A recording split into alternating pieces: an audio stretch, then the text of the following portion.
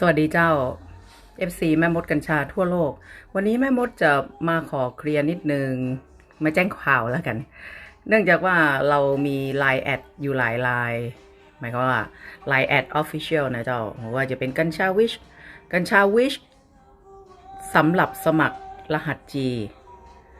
นะคะ Master Wish สำหรับปรึกษาแล้วเรามีอีกหลายอย่างเอาอย่างนี้แล้วกันเพราะว่ามีหลายคำถามที่ติดต่อเข้ามาอาจจะเนื่องจากเดี๋ยวนี้มันมีการปลอมแปลงเยอะนะคะแต่อย่างที่รู้ว่าคนที่ปลอมมาว่าปลอมฉลากแม่มดปลอมย่าปลอมยังสารพัดเลยนะคะเพื่อเป็นการตอกย้ำเอาอย่างนี้ละกันแม่มดเปิดปั้นห้องว่าเซ็นเตอร์ไลน์เซ็นเตอร์ของแม่มดที่ถ้าเป็นคนใหม่หรือว่ามาแน่ใจ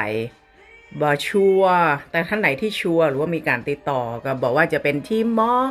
ตัวแทนที่ติดต่อกันอยู่มามีปัญหาสำหรับคนใหม่ที่ไม่แน่ใจมามั่นใจสามารถสอบถามเหมือนกับเป็น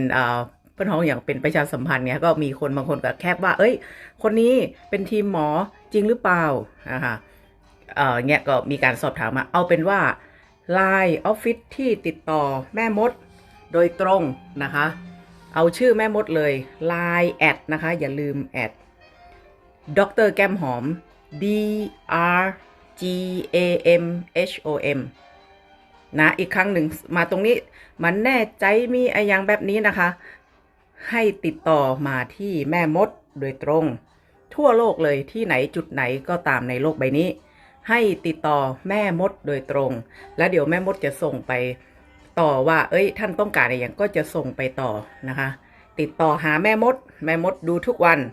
นะคะ Line แอดก็คือด็อกเตอร์อย่าลืมใส่คำว่าแอดนะคะอย่าลืมใส่แอดไซน์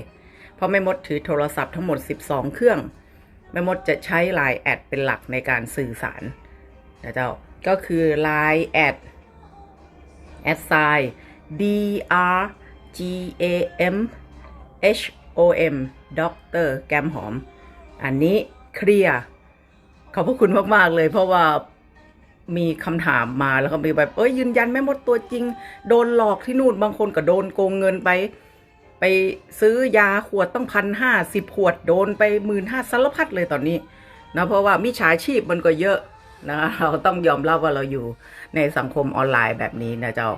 แต่ว่าท่านไหนมีโอกาสไปเชียงใหม่ก็แวะไปที่ออฟฟิศแม่มดนะเจ้าที่ Master Wish Village นะคะใกล้ฤดูกาลท่องเที่ยวแล้ว